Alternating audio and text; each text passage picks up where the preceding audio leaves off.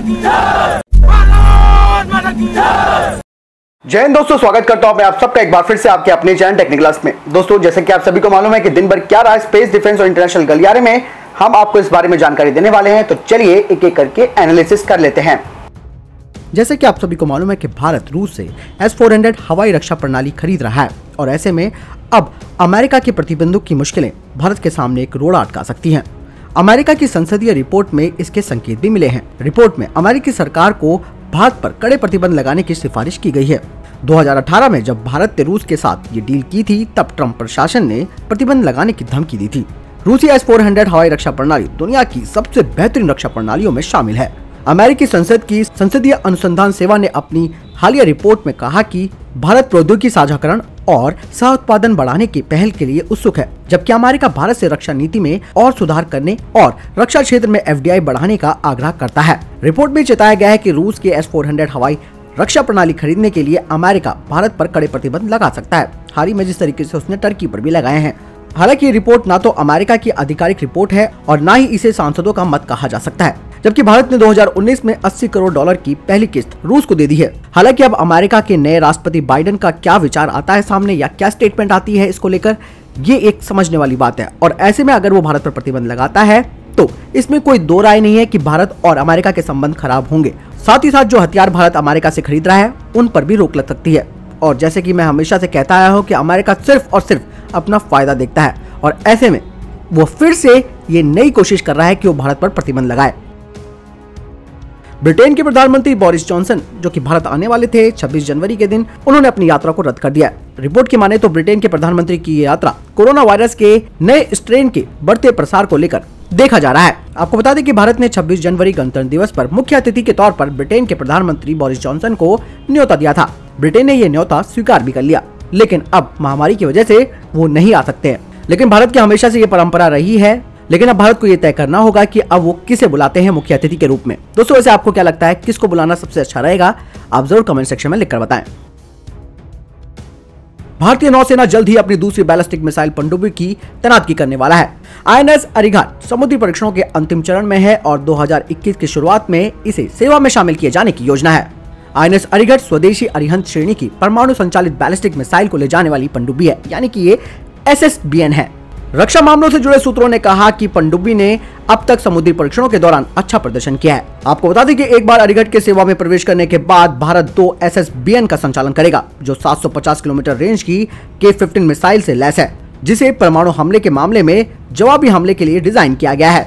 अरिहंत को नवंबर 2017 में तत्कालीन रक्षा मंत्री निर्मला सीतारमण ने चुपचाप से लॉन्च किया था। दोनों INS अरिहंत जो परिचालन की तैनाती पर है और अरिहंत प्रत्येक में से 4 मिसाइलों को ले जाने की क्षमता रखता है। हालांकि पहले की योजना के अनुसार 4 अरिहंत श्रेणी की पनडुब्बियां बननी थी, लेकिन इससे पहले की जो सरकार थी उसने इस प्रस्ताव को बदल दिया। अब 2 अरिहंत श्रेणी की पनडुब्बियों का 6000 टन का विस्थापन होगा, यानी डिस्प्लेसमेंट होगा, जबकि 2 अन्य SSBN के बड़े आकार 7000 टन के विस्थापन वाले होंगे। भारत वर्तमान में परमाणु ऊर्जा से चलने वाली एक पनडुब्बी SSN INS चक्रा सेकंड का संचालन करता है, जो कि लीज पर है। 2015 में भारत सरकार ने 6 स्वदेशी SSN बनाने के लिए हरी झंडी दी थी और 2017 में नौसेना प्रमुख एडमिरल सुनील लांबा ने SSN पर काम शुरू करने की घोषणा की थी। भारत अब उन एलीट देशों में शामिल हो चुका है जिनके पास जमीन, वायु और पानी के नीचे से परमाणु हथियार लॉन्च करने की क्षमता है, और ये क्षमता केवल अमेरिका, रूस, चीन और फ्रांस के पास है। पिछले 3 महीनों में लगभग भारत ने 30 बार मिसाइलों का परीक्षण किया और इस साल यानी कि 2021 में परमाणु क्षमता वाली बैलिस्टिक मिसाइल अग्नि-V यानी कि अग्नि-5 को तैनात किए जाने की योजना बनाई गई है।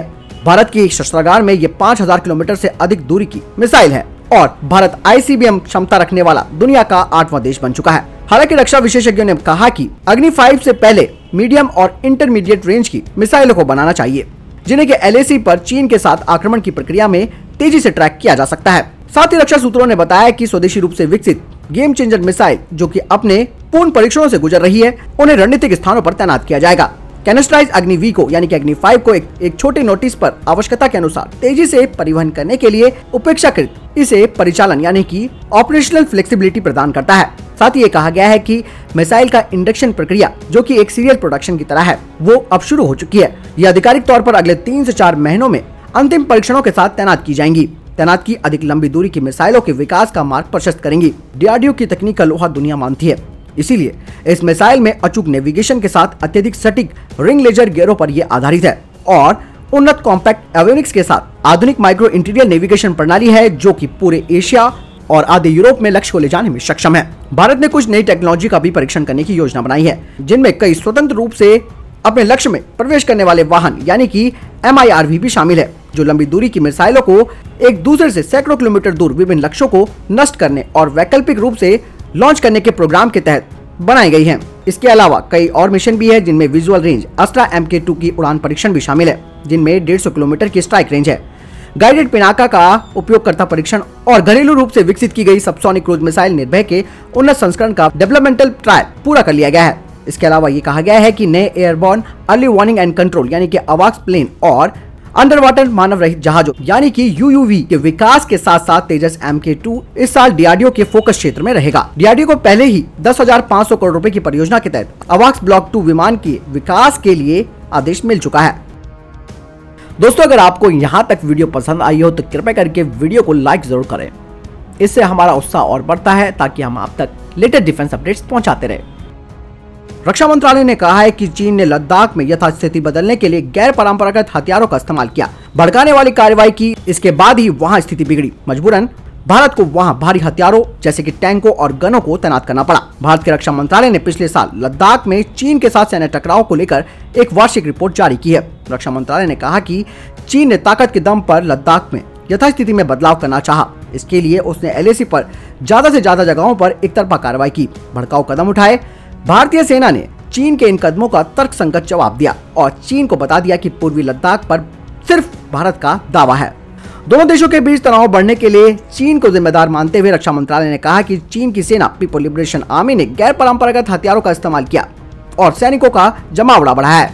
15 जून की घटना का जिक्र करते हुए रक्षा मंत्रालय ने कहा कि संघर्ष में भारत के 20 जवान शहीद हुए, लेकिन PLA के सैनिकों को अपनी जमीन पर कदम नहीं रखने दिया।